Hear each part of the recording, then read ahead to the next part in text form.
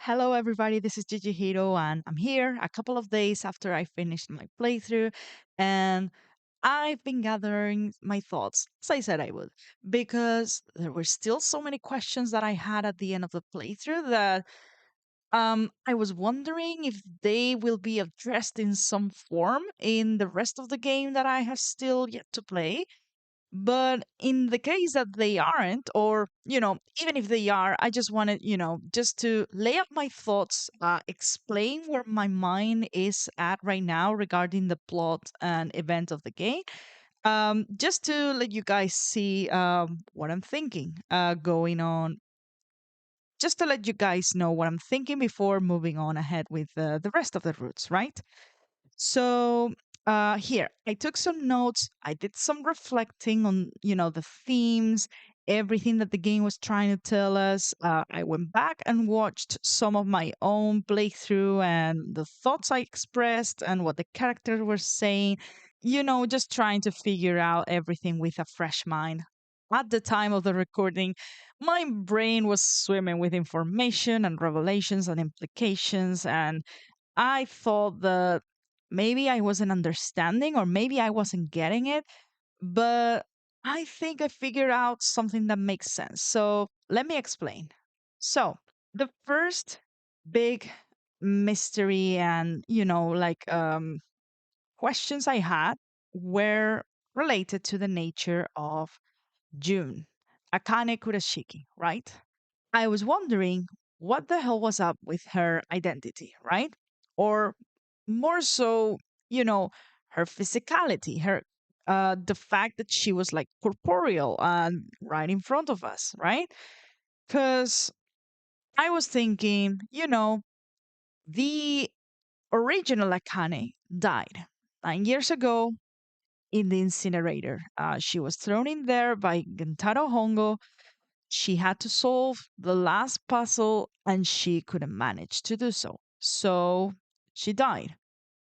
And that's exactly what Seven and Aoi and at the time, Snake was also there. Oh, right. I forgot actually about this.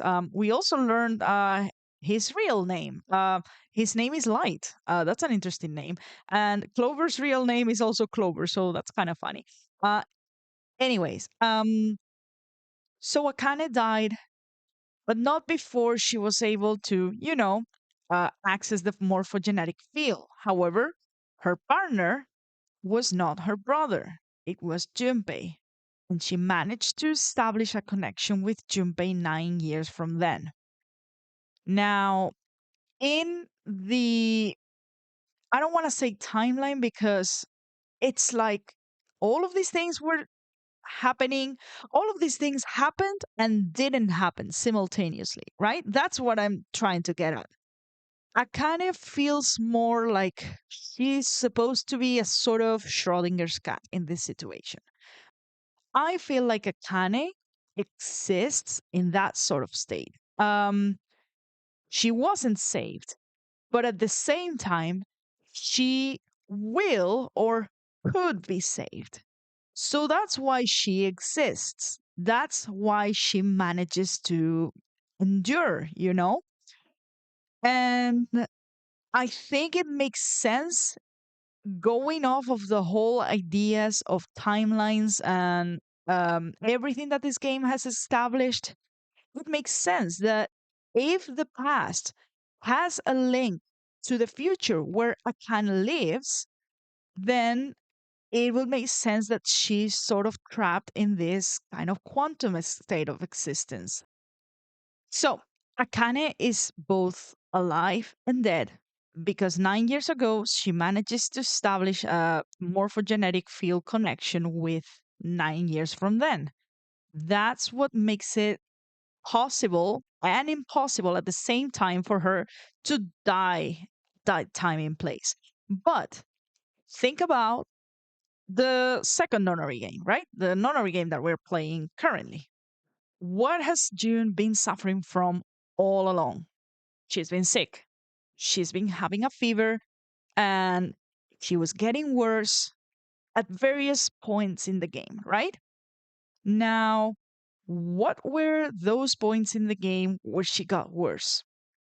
They were the points in the game that wouldn't lead to her getting saved in the past, right? The first and biggest instance of this was, well, as far as I have seen, was the zero lost ending. And we'll go back to the implications of the zero lost ending in a moment, for sure. But that was the ending where she managed to come back to Junpei, and she kind of, just vanished. So what exactly happened in the zero lost ending? Well, at the time, I thought the following. I thought back when, from my limited point of view, I thought that the whole point of this Nonary game was to get revenge on Gentaro Hongo, right? So my understanding at the time, by the way, not at the time of finishing the zero lost ending. I was 100% confused by then. But then I believe it was at some point between figuring out that Santa's sister had been the victim and figuring out, holy shit, this is all a revenge plot. Yeah, that was a thought that I expressed for a couple of episodes in a row. So I thought maybe what it's trying to imply is that Aoi slash Santa slash quote unquote zero said he had lost because he didn't manage to get personal revenge on Gentaro Hongo. Because, well, he died in the incinerator after it was light that took him down with him. So maybe I was thinking maybe Zero understands this as a personal loss. He had a personal vendetta and he wanted to take his life or deliver some sort of other punishment to Gentaro on his own. And then that wasn't the case. So Zero was like, all right, that's everything for me. I'm done. I'm finished. But now, taking into account the stuff that we know about the Nonary game, now we know that revenge wasn't the only purpose. It was also to save Akane. So obviously, that goal failed the moment that we lost the chance to, you know, help her solve the puzzle. Like, get to the puzzle in time for her to establish the connection. And so our answer would be the one to save her. That didn't take place, so we lost Akane. Her fate, her quantum state, was solidified at that point in the timeline as dead. So now let's think about what that means in terms of, again, timelines and the future and that whole sort of thing. Because at the end of my recording, I was also talking about, stable time loops and that sort of thing. And I wanted to talk a little bit more about that in depth. So here's what I was thinking. I was thinking, well, is this game then trying to tell a sort of deterministic kind of thing? Like, is it going to be deterministic in how it interprets the future and choices that we haven't done yet and stuff? And the answer, I think, is that yes, but no.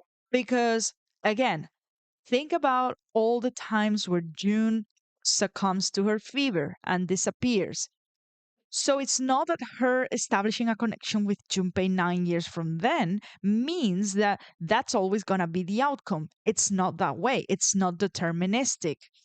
We still have the freedom to choose differently. And those are the timelines where her fate is going to be solidified as she died in the incinerator 9 years ago. But then the one timeline where she's able to contact with Junpei and Junpei helps her solve the puzzle, that's the one where she lives. That's what they meant when they said, parallel tracks running along each other. Um, it's like all the possible futures, both the ones where she died and the one where she survives, existed simultaneously. And that's what made me think about her being this sort of Schrodinger's cat, So I think that sort of answers my question regarding June's identity in a satisfying way. It's definitely like some heavy, interesting stuff right there. Playing with timelines and stuff. Who the hell even comes up with this? I swear. I've been thinking about this game nonstop ever since I finished that route. And I'm not even done with the game yet, so what the hell's even gonna happen in the rest routes? Anyway. Um Now let's talk a little bit about the elephant in the room, shall we? Which is the matter of the crimes committed by the Kureshiki siblings, Aoi and Akane. They orchestrated this nonary game, and we'll actually talk about that after I address the more straightforward crimes. I mean, it's all connected, really, but what I wanted to begin with was the murder of three men, the murder of three of the four men who were part of Cradle Pharmaceuticals and orchestrated the first nonary game.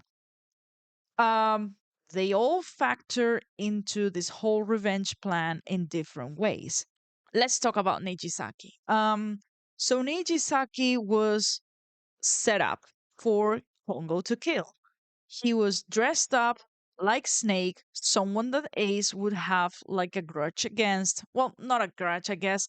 He was like paranoid that he would recognize him and paranoid that Snake would do something to him. So they kind of used that fear to set up the murder of Nijisaki by tricking Ace, taking advantage of his condition, prosopagnosia. And that's how he was done in. He had a bomb implanted in him, which is what allowed for his murder to take place, right? So Aoi and Akane are 100% guilty of that. Like, I don't see how they're not, because that bomb was inside of him. And his bracelet had a detonator. The bracelets that we were wearing, like, and by we, I mean like the main gang that makes it out of Building Q, those had no detonators. But that one certainly had, and he certainly had a bomb in him. Same with Kubota. He was also set up to be used by Ace. Now, I don't exactly know if the plan with Kubota was as planned as the one with Nijitsaki, but he was definitely like rigged with an explosive inside of him. So they were definitely like taunting Ace, trying to get him to do something to get Kubota killed. Musashiro, that's the only one where I don't think Akane and Aoi are like as directly responsible for his death as with the other two, because he was left there in the captain's quarters to act as a witness for what they wanted Ace to do, which was to confess to his sins in front of everybody on live TV. And Hayes just said nah and decided to, just murder his former colleague and friend, I assume. So that's a crime that I would say is fully on him, but at the same time, the axe had been left there. So I can't say that Akane and Aoi are as responsible for that one, but they are 100% responsible for his abduction and drugging him up and just leaving him there. Yeah, as obviously is the case with the others. They too were kidnapped and brought here. Now, we could talk about the matter of if they quote unquote deserved it, like all day. We could talk about that all day. But I'm not actually gonna like say more than I have already said, because this is a story, right? This is a fictional story. There need to be stakes, there needs to be moral grayness, and I think that in that sense that was executed very well. Definitely the kind of game that makes you think for a while.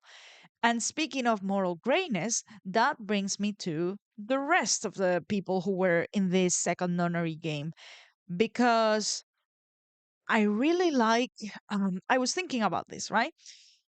Why were they brought here? Well, let's start with the two I'm not quite sure about, actually. Lotus and Seven.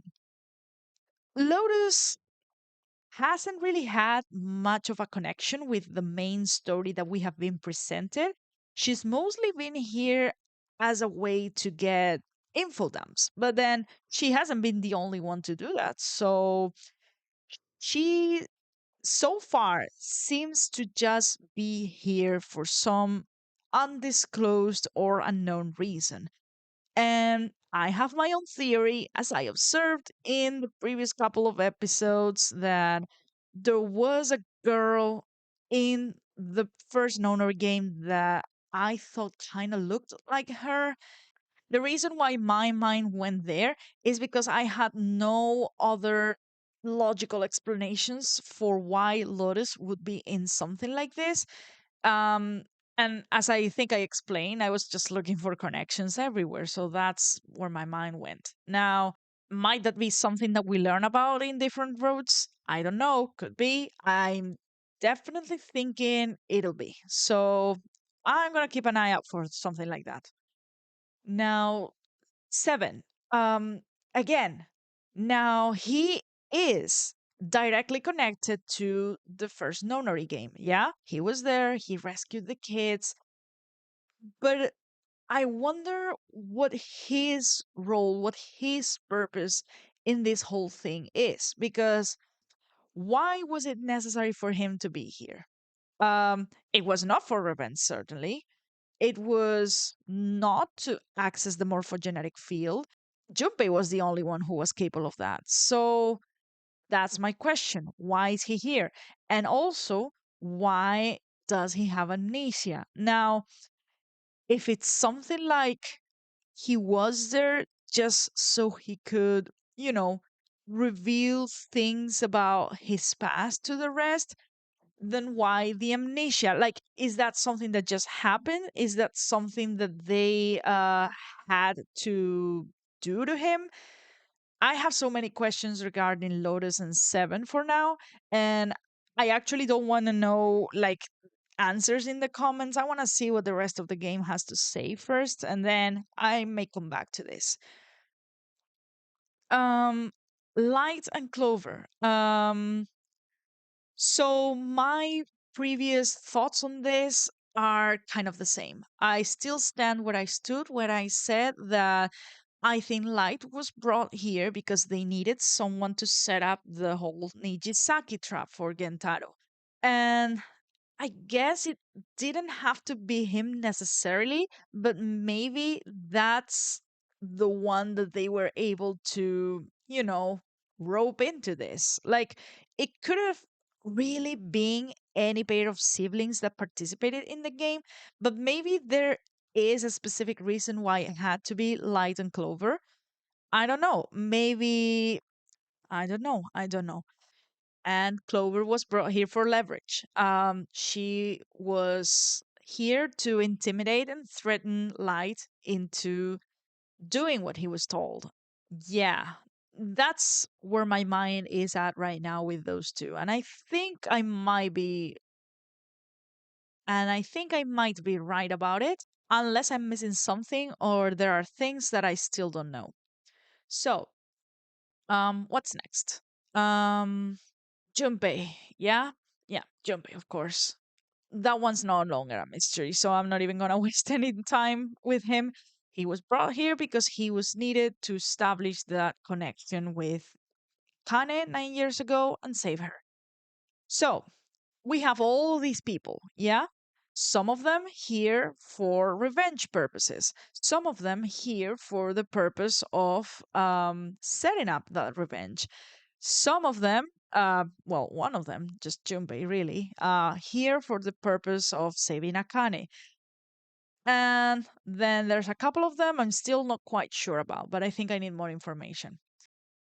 Now, the obvious uncomfortable truth I think that I need to address here is that yes, that document inside the safe specifically stated that they wanted innocent souls to be saved.